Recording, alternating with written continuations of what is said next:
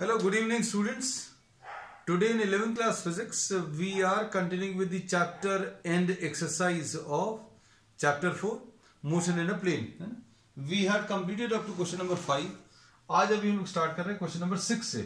तो question number 6 में देखो कुछ इनइक्वालिटीज हैं related two vectors. Establish the following vector inequalities geometrically और अदरवाइज. इन्होंने बोला ये ज्योमेट्रिकली या किसी भी और तरीके से आपको ये इनइक्वालिटीज सॉल्व करनी है. क्वेश्चन नंबर 6 है ये. क्वेश्चन नंबर 6 में पहली जो इनइक्वालिटी है a प्लस बी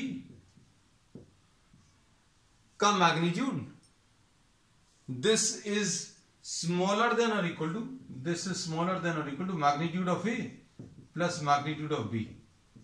ये पहली इनइक्वालिटी है. और दूसरी वाली inequality magnitude of a plus b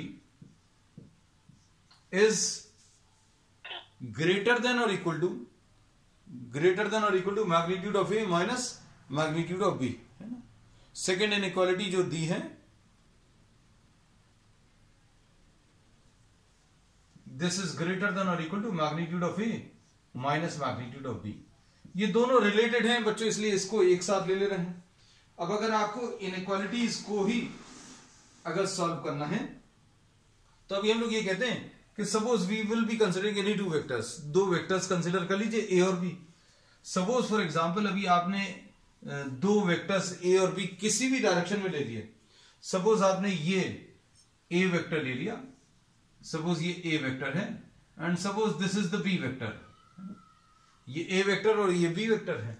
अब आपको ए प्लस बी अगर आपको निकालना है तो ए प्लस बी कैसे निकालोगे? तो एडिशन करने का तरीका बहुत सिंपल है बच्चों. ये ए वेक्टर ले लिया और बी करना है, बी को ऐड करना है. तो बी को ऐड करने का तरीका क्या है? Triangle law. Since we will be using what, we will be using triangle. हम लोग ट्राइंगल लॉ का यूज करने वाले हैं.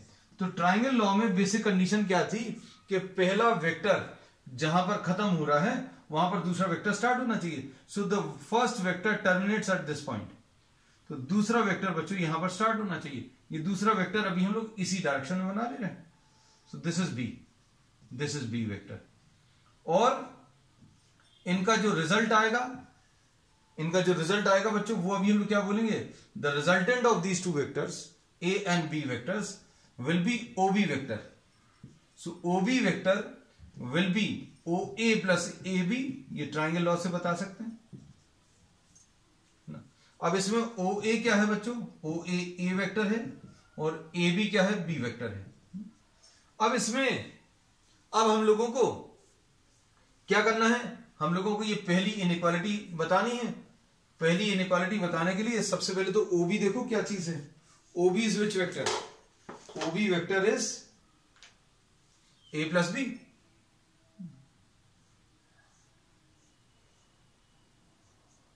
ये a प्लस बी वेक्टर. ठीक. अब ट्राइंगल में अभी हम लोगों को एक इनइक्वालिटी मालूम है कि ट्राइंगल का कोई भी एक साइड इज ग्रेटर देन, ये ट्राइंगल का कोई भी एक साइड अगर आप ले लें तो ट्राइंगल का कोई भी एक साइड जो है that is greater than the difference of other two sides and smaller than the sum of the other two sides. Any side will be smaller than or equal to sum of other two sides and this will be greater than or equal to what? Difference of the other two sides. ये simple geometrical inequality है. इसका मतलब क्या है ये भी हम आपको बता दें. जैसे आपने पी क्यू आर कोई ट्राइंगल ले लिया है और अगर आप इसमें कोई भी एक साइड ले लो, सपोज पी क्यू ले लिया, तो पी क्यू बच्चों स्मॉलर रहेगा. पी क्यू किससे स्मॉलर रहेगा? P Q will be smaller than P R plus R Q. आपने पी क्यू जो है वो स्मॉलर रहेगा, स्मॉलर देन और equal to P R plus R Q. और ग्रेटर रहेगा, ग्रेटर देन और equal to what? P R minus R Q. ऐसा कुछ कह सकते हैं. तो ये ज्योमेट्रिकल प्रॉपर्टी है जिसका अभी हम लोग यूज करने वाले हैं. अब देखो इसमें कैसा यूज करेंगे, हम लोग इसको पी क्यू आर ही ले लें, है ना, पी क्यू आर, क्योंकि अभी हम लोगों ने लिख लिया है, so we are writing this as P Q and R. अब देखो ज्योमेट्रिकल इनइक्वालिटी क्या है, ज्योमेट्रिकल इनइक्वालिटी इसमें इसको P लिखा है बच्चों, इसको Q लिख ले रहे हैं और इसको R लिख ले रहे हैं, we are writing this is R। क्यों? क्योंकि अभी हम लोगों को PQ के बारे में चाहिए, हमें किसके बारे में चाहिए, PQ, और PQ के बारे में चाहिए, मतलब PQ क्या है, A प्लस बी है। PQ क्या चीज है, PQ is what, A plus B, है ना। तो AB के बारे में, A प्लस बी के बारे में ही बताना है, फर्स्ट इनइक्वालिटी में और दूसरी वाली में, इसलिए अभी हम लोगों ने इसके नाम जो है Q इधर पर लिखा। तो अब देखो इसमें अगर अभी हम लोग इसको सिंप्लीफाई करने की कोशिश करें तो क्या मिलेगा, PQ क्या आएगा बच्चों, PQ आ जाएगा magnitude of A plus B.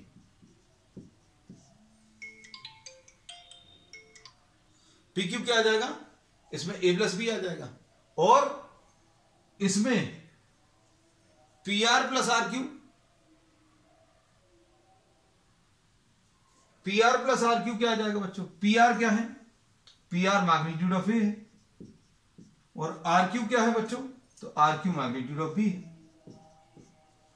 ठीक, अब इधर देखो, इधर पर क्या लिखोगे, PR माइनस RQ, तो PR क्या चीज है, PR इसकी लेंथ अगर आप लिखोगे तो ये मैग्नीट्यूड ऑफ A और माइनस मैग्नीट्यूड ऑफ B। तो देखो दो इनइक्वालिटीज एक साथ आ गई है।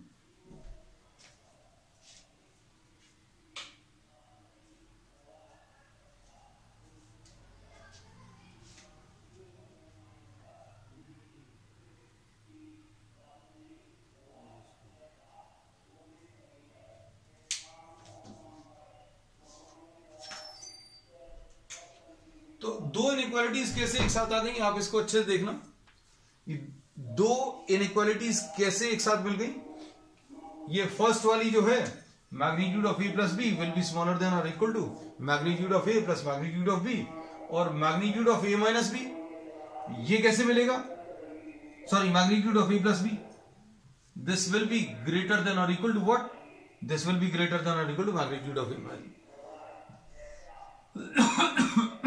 ये सेकंड पार्ट है और ये इतना वाला जो है ये फर्स्ट पार्ट है, और दोनों अगर अलग अलग आते हैं तो क्या करोगे, suppose for example if you get only one of these in the exam, तो अभी आप केवल एक लिखना, केवल एक कैसे लिखोगे कि PQ बच्चों कैसा रहेगा, smaller then PR plus RQ, ऐसा कुछ है ना, स्मॉलर देन और इक्वल टू। अब PQ को क्या लिख लोगे, magnitude of A plus B, है ना, और PR को क्या लिख लोगे, मैग्नीट्यूड ऑफ A, और RQ क्या है, इसको मैग्नीट्यूड ऑफ B हो गया। ठीक, और दूसरी वाली अगर आती है तो फिर क्या लिखोगे, PQ will be greater than, PQ will be greater than और इक्वल टू, दोनों का डिफरेंस कौन से, PR माइनस RQ का डिफरेंस। ठीक, अब ये कितना आ जाएगा, PQ magnitude of A plus B, लो हो गया बच्चों, ये तो ग्रेटर देन और इक्वल टू PR लेंथ है मतलब magnitude of A, minus RQ मतलब मैग्नीट्यूड ऑफ B, लो ये खत्म हो गया। अब इसमें एक चीज बस समझने की है कि इक्वल साइन कैसे आएगा। आपको ग्रेटर देन तो समझ में आ गया है ना, सॉरी ये ग्रेटर देन या स्मॉलर देन ये बात तो समझ में आती है, लेकिन इक्वल टू कब आएगा ये अभी हम समझा दे रहे हैं, क्योंकि इक्वालिटी बच्चों ट्रायंगल्स में अच्छे से क्लियर नहीं होती, क्योंकि ट्रायंगल्स में सिर्फ आपको ऐसा भर लिखा रहता है क्या कि बच्चों PQ will be smaller then PR plus RQ, ऐसा लिखा रहता है, और this will be greater then PR minus RQ। अब ये इक्वल साइन कैसे आएगा ये अभी हम बताएं। इक्वल साइन, तो इक्वल साइन कब होगा, जब ये स्ट्रेट लाइन में होंगे, जब तीनों पॉइंट्स अगर एक ही स्ट्रेट लाइन में होंगे तो क्या होगा, देखो ये P है, ये R है, ये Q है, तब क्या बोलोगे, PQ will be equal to PR plus RQ, है ना। तो ये भी चीज अभी आप मेंशन कर देना सॉल्यूशन में, the equality will be possible when all the 3 points are lying on the same straight line. PQ जो है, फिर PQ किसके बराबर आ जाएगा, PR प्लस RQ, और PQ को क्या लिख दोगे बच्चों, पी क्यू को magnitude of A plus B, और ये magnitude of A plus B किसके बराबर आ जाएगा, magnitude of A plus magnitude of B के बराबर आ जाएगा। बस खत्म हो गया। माइनस में कैसे आएगा, माइनस वाला भी बता ही दें स्ट्रेट लाइन में। तो देखो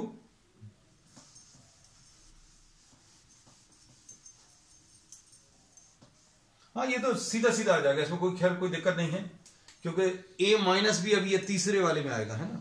सो here we say that this will be proved P Q और आर, है ना। तो इसमें पी आर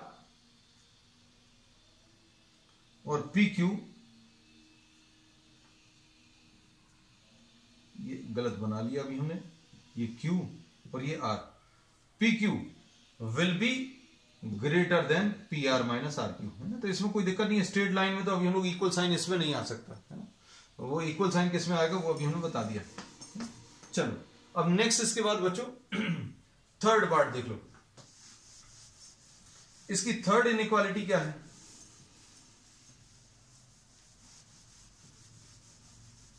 अब थर्ड और फोर्थ आसानी से हो जाएगी आपसे। थर्ड पार्ट में क्या प्रूव करना है, magnitude of A minus B is smaller then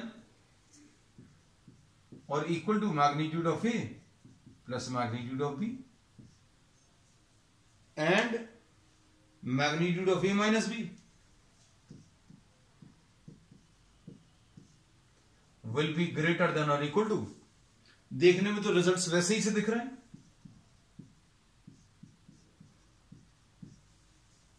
अब इसमें देखो ये देखो ए वेक्टर तो ये है, ए वेक्टर ये बना लिया, है ना। बी वेक्टर ये था, है ना। माइनस बी कैसा आएगा, तो बच्चों माइनस बी ऐसा कुछ आ जाएगा। माइनस बी अभी हम लोग कहां पर बना सकते हैं, minus B can be drawn on the opposite side,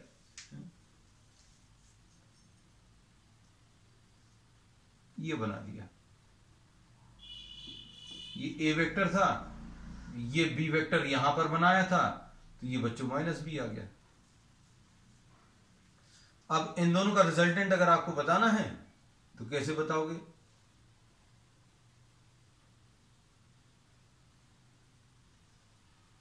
इसके नाम बच्चों चेंज कर दे रहे हैं, इसको ए बी सी लिख दे रहे हैं। अब इसमें क्या बोलोगे, ये अगर A B plus B C vector triangle law से A B plus B C vector किसके बराबर आ जाएगा, ए सी वेक्टर। तो ए बी वेक्टर कितना बच्चों, ए है, और बी सी क्या है बच्चों, माइनस बी है। माइनस बी क्यों, क्योंकि देखो बी ऐसा था, ये बी ऐसा था, तो माइनस बी ऑपोजिट डायरेक्शन में आएगा। तो ए सी वेक्टर जो है, ए सी वेक्टर बच्चों क्या रिप्रेजेंट कर रहा है, ये ए माइनस बी। बस ये मेन काम खत्म हो गया। अब आप इसको मिटा दो, इसको रब कर देना। अब इसके बाद आपको क्या प्रूव करना है वो देख लो। इसमें क्या बोलेंगे,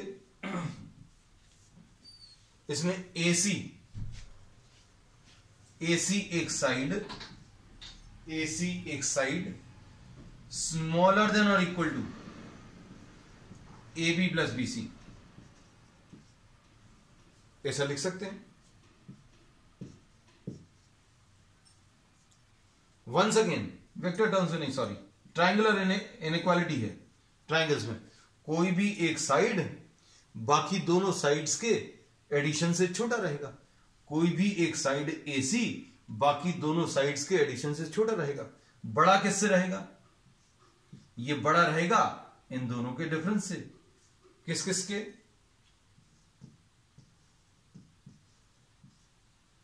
अब एसी क्या चीज है बच्चों, एसी इसमें ए माइनस बी है, स्मॉलर देन और इक्वल टू ए बी। तो ए बी क्या है बच्चों, magnitude of A, plus B C क्या है, B C magnitude of minus B, magnitude of minus B, है ना। और इधर पर क्या है, मैग्नीट्यूड ऑफ ए बी को मैग्नीट्यूड ऑफ ए लिख दिया, माइनस बी सी को, है ना। तो मैग्नीट्यूड अगर है तो आप माइनस साइन ओमिट कर सकते हैं। कैसा? इसको लिखेंगे magnitude of A minus magnitude of B will be smaller than और equal to magnitude of A minus B will be smaller than or equal to magnitude of A plus magnitude of B। आ गया result, है ना। तो इसमें क्या चीज use की है बच्चों? अभी हमने ट्राइंगल की इनइक्वालिटी यूज की है, और ट्राइंगल की प्रॉपर्टी क्या है कि कोई भी एक साइड स्मॉलर रहेगा sum of the other two sides. Any side will be smaller than sum of other two sides and will be greater than difference of other two। बस फिनिश हो गया, है ना। तो अब हम लोग इसमें क्या बोलते हैं, अगर आप इसको ले लो तो ये थर्ड वाला प्रूफ आ गया, सॉरी ये आ जाएगा कौन सा, a minus B, magnitude of a minus B is smaller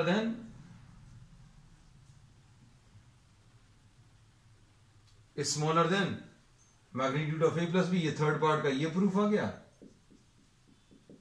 और ये बच्चों क्या आ गया, ये फोर्थ पार्ट का। चलो तो इतना ही है इस वाले पार्ट में, थर्ड और फोर्थ पार्ट दोनों एक साथ प्रूफ कर लिए, है ना। और फर्स्ट सेकंड थर्ड और फोर्थ में एक ही प्रॉपर्टी यूज की है, कौन सी वाली, ये, ठीक। और ट्राइंगल ऑफ वेक्टर एडिशन का भी यूज किया। चलो नेक्स्ट क्वेश्चन देखो बच्चों, क्वेश्चन नंबर 7। क्वेश्चन नंबर 7 भर अब थोड़ा सा कॉन्सेप्चुअल है। क्वेश्चन नंबर 6 थोड़ा सा कॉन्सेप्चुअल था, क्वेश्चन नंबर 7 थोड़ा सा कॉन्सेप्चुअल है। इसके बाद के प्रॉब्लम जो है वो बहुत सिंपल है। अगर किसी ने बहुत अच्छे से वेक्टर्स की पढ़ाई की है तो बहुत आसानी से बन जाएगा। क्वेश्चन नंबर 7 देखो,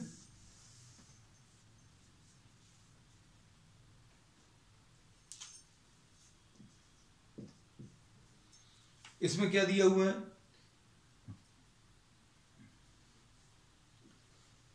ए vector plus B vector plus C vector plus D vector, इसका आंसर 0 आ रहा है, नल वेक्टर, है ना।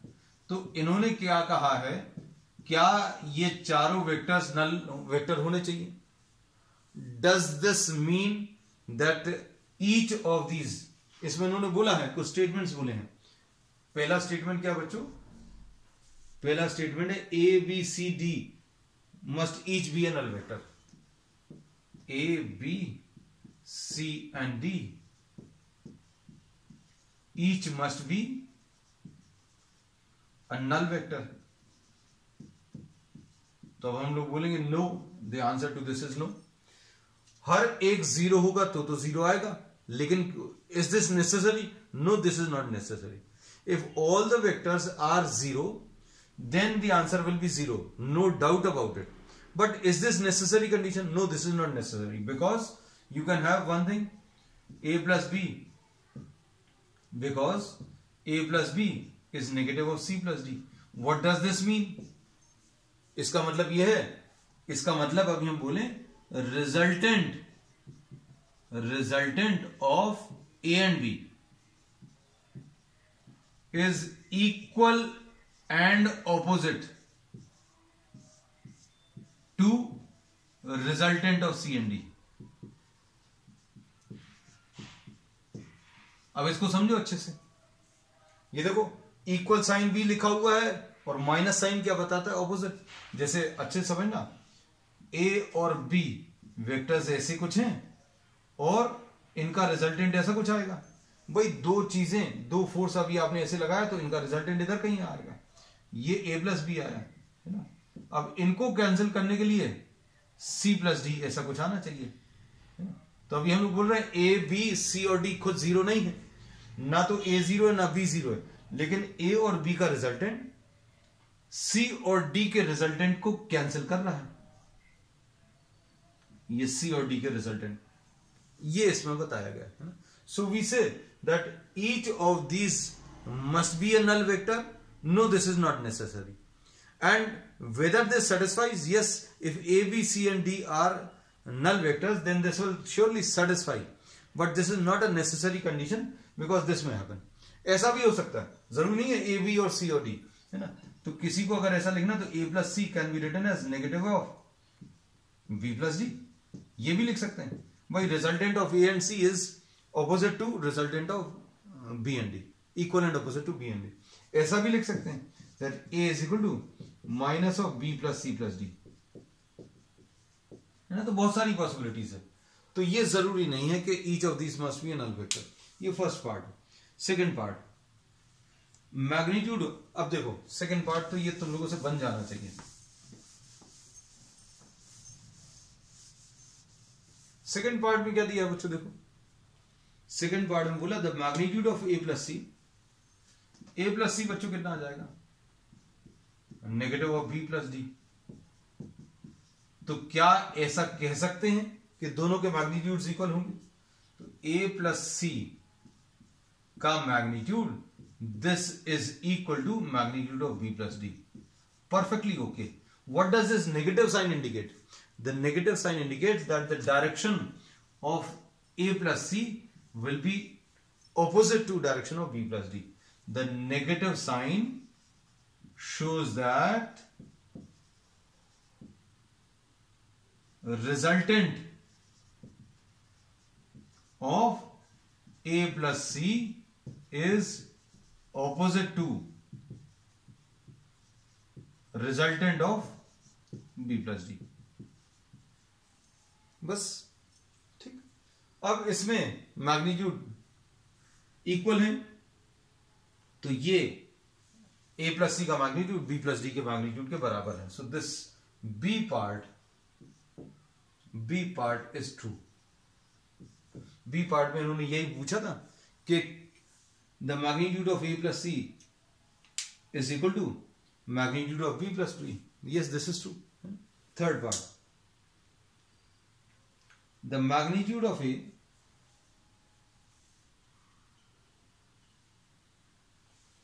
अब देखो सी पार्ट क्या है बच्चों? ए के बारे में पूछा है तो पहले तो ए के बारे में लिख लें.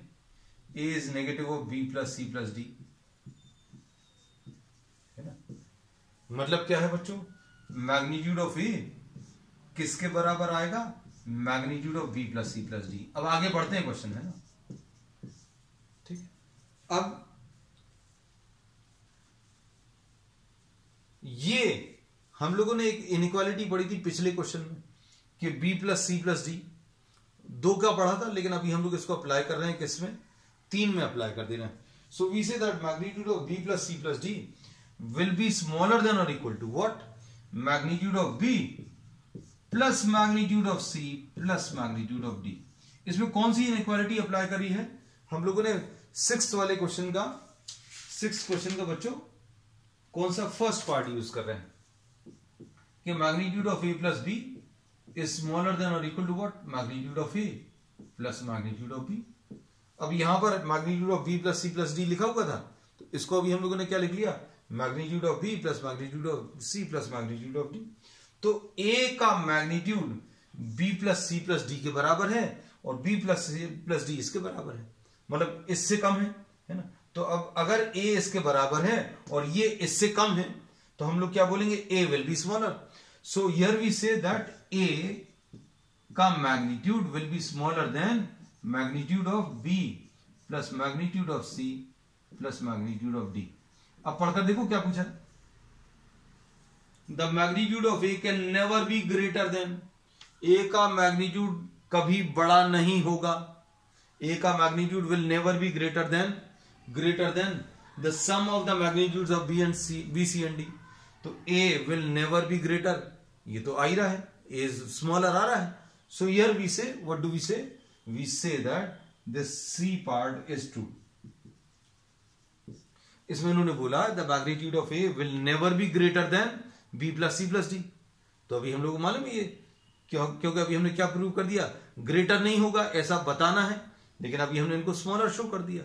ए का मैग्नीट्यूड बी, सी और डी के मैग्नीट्यूड के एडिशन से छोटा आ रहा, और इन्होंने क्या बोला है, the magnitude of A can never be greater than the sum of B, C and D. ठीक, अब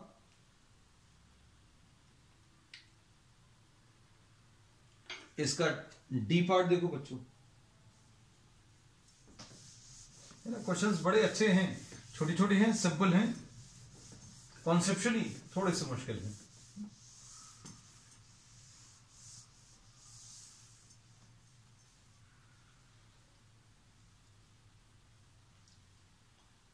द बी प्लस सी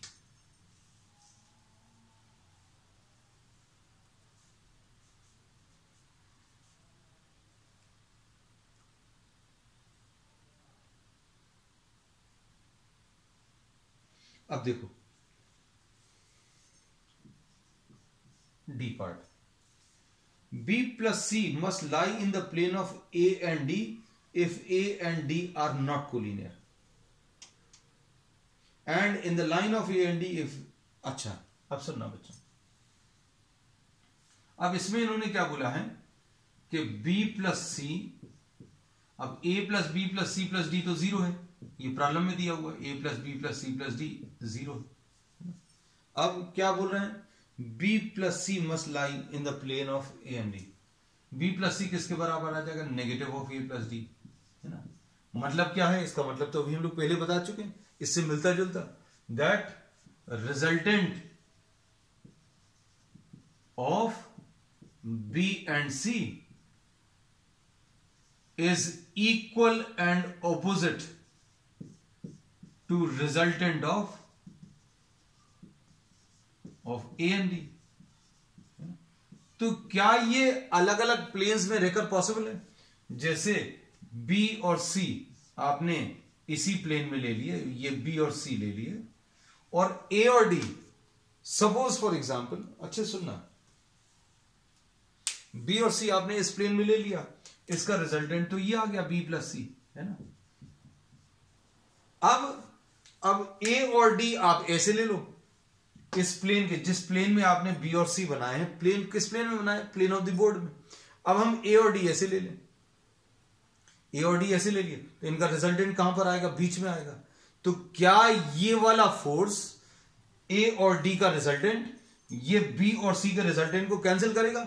कर ही नहीं सकता, क्योंकि ये वाला फोर्स ऐसा है और ये वाला फोर्स ऐसा है, तो इनको अगर कैंसिल करना है तो ये भी इसी प्लेन में आने चाहिए, है ना। तो अगर b plus C, if this is equal to minus of a plus D, then we say that b and c should lie in the same plane as that of a and d। ऐसे ही कुछ बोला, b and c, b plus C, b plus C must lie, A और D भी बना दें, ये a plus D, b plus C must lie in the plane of A and D, in the plane of A and D. ठीक है। अब अगर ये कोलिनियर है, if A and D are not collinear, A और D अगर same line में नहीं है, अगर सेम लाइन में नहीं है, तो जिस प्लेन में है अगर सेम लाइन में नहीं है, अगर ए और डी एक ही लाइन में, तो क्या होगा, ये अभी हम लोग डिस्कस करेंगे बच्चों। ए और डी अगर एक ही लाइन में है, अच्छे सुनना, अगर ए इधर है और डी भी इधर है, तो ए प्लस डी का आंसर किधर आएगा, ए प्लस डी का आंसर इधर ही आएगा, ये ए प्लस डी ऐसा कुछ आएगा, है ना। और फिर b प्लस सी कहां पर आएगा, कैंसिल करने के लिए, क्योंकि कैंसिल तो करना है। a और d अगर ऐसा कुछ आ रहा है तो a प्लस डी के ऑपोजिट आएगा। a प्लस डी के ऑपोजिट क्या आएगा बच्चों, a प्लस डी का इक्वल एंड ऑपोजिट आएगा b प्लस सी। अब b प्लस सी कहां पर आएगा, अब चूंकि ये एक ही लाइन में है a और d, इसलिए b प्लस सी भी बच्चों ये भी एक ही लाइन में आएंगे, है ना। तो इन्होंने दो कंडीशंस बोली थी कि a और d अगर एक लाइन में नहीं है तो ए और डी का जो रिजल्टेंट है वो बी और सी के रिजल्टेंट को कैंसिल करेगा और ये चारों एक ही प्लेन में लाई करेंगे। फिर उसके बाद ये बोला कि अगर ए और डी एक ही लाइन में है, अगर ए और डी एक ही लाइन में है, ए और डी, तो ए प्लस डी ऐसा कुछ आएगा और बी प्लस सी फिर बच्चों इसका इक्वल एंड अपोजिट है और इक्वल एंड अपोजिट है मतलब बी प्लस सी इसी लाइन में आएगा। चलो B plus C must lie in the plane of A and D if A and D are not collinear and in the line of A and D if they are collinear. So this is true. So this statement is also true. D वाला। तो इसमें सिर्फ कौन सा वाला false है? पहला वाला स्टेटमेंट फॉल्स है और B, C और D जो है बच्चों ट्रू है। अब क्वेश्चन नंबर 8 देख लो।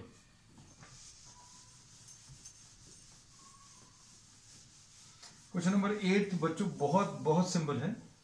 इसमें इन्होंने क्या बोला है? 3 girls skating on a circular ice ground of radius 200 meters.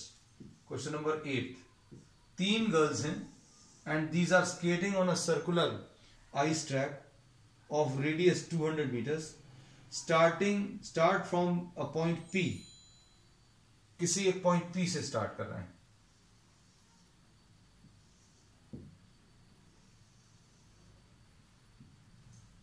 और ऐसे कुछ डायग्राम्स दिए हैं। ये P है बच्चों, ये Q है, ठीक है। और इसकी रेडियस जो है बच्चों, ये रेडियस 200 मीटर्स है। P से स्टार्ट करके Q तक पहुंच रहे हैं। For which girl is this? अच्छा, what is the magnitude of displacement for each? इसमें मैग्नीट्यूड ऑफ डिस्प्लेसमेंट पूछा है। तो मैग्नीट्यूड ऑफ डिस्प्लेसमेंट बच्चों कोई भी पाथ फॉलो करे तो मैग्नीट्यूड ऑफ डिस्प्लेसमेंट कैसे मिलता है? P Q vector. ये वाला रास्ता फॉलो करे तो भी पी क्यू, ये वाला रास्ता फॉलो करे तो भी पी क्यू, और ये वाला, क्योंकि displacement is what? The shortest distance vector joining the initial to the final position. और ये कितना आ जाएगा? 2 × 200 यानी कि 400 मीटर्स, ठीक। उसके बाद For which girl is this equal to the length of the path? अब इन्होंने बोला length of the path and displacement का magnitude दोनों equal कब होते हैं? तो this is possible when the object travels in a straight line. अब अच्छे सुनना, अगर ये ऐसा गया तो पाथ लेंथ ज्यादा होगी, डिस्प्लेसमेंट कम होगा। अगर ऐसे में गया तो पाथ लेंथ ज्यादा होगी, डिस्प्लेसमेंट कम होगा। लेकिन अगर ऐसे में गया, if the girl is moving along the straight line, तो हम लोग इसमें बी पार्ट में क्या बोलेंगे? ए, बी एंड सी है बच्चों। ये ए गर्ल है, ये बी गर्ल है, ये C girl. So for B the path length will be equal to what? The magnitude of displacement. ठीक है। और क्या पूछा बच्चों? और कुछ नहीं पूछा। अब इसके बाद क्वेश्चन नंबर 9 देख लो। क्वेश्चन नंबर 9 में क्या है?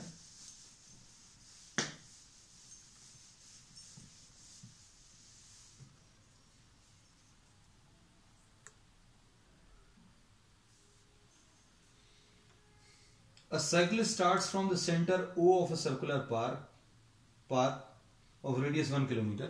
साइक्लिस्ट ने क्वेश्चन नंबर 9 में कहां से स्टार्ट किया? सेंटर से स्टार्ट किया और इसकी रेडियस 1 किलोमीटर है। Reaches the edge P of the park,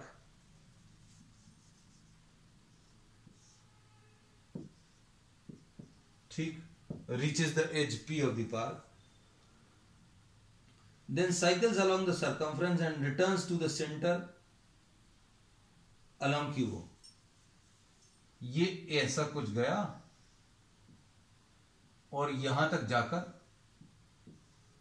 ऐसा कुछ आ गया QO. So this is the path which is followed. If the round trip takes 10 minutes, time बच्चों 10 minutes है,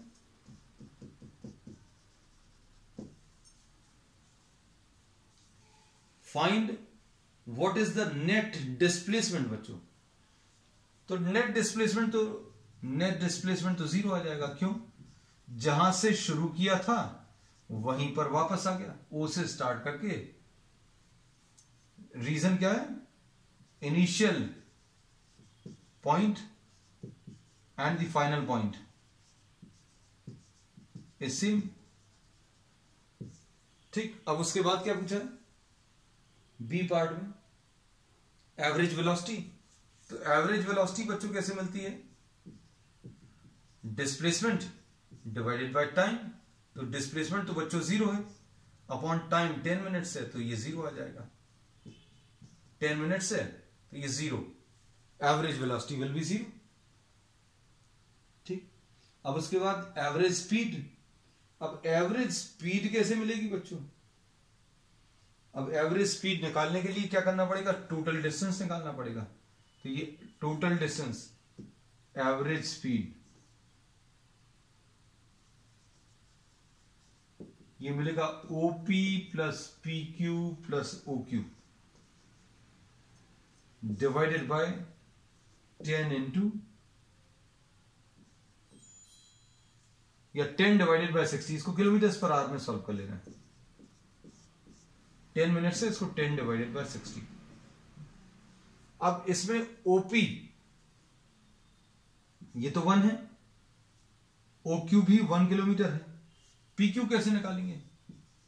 PQ बच्चों 2 पाई R डिवाइडेड बाय 4, यानी 2 पाई इंटू R की value 1 है divided by 4, यानी पाई बाय 2 आ जाएगा।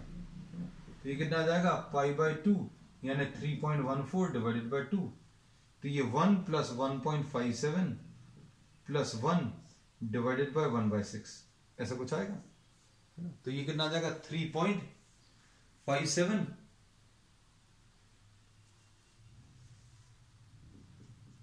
3.57 इंटू 6 है ना। तो ये कितना आ जाएगा? सॉल्व करने पर ये 21 के अप्रोक्सीमेट आएगा। So this is 21.4 kilometre per hour. 21.4, answer is 21.4 kmph। तो बच्चों अब आज के लिए इतना ही। We will continue with the remaining problems on the next and that's all for today.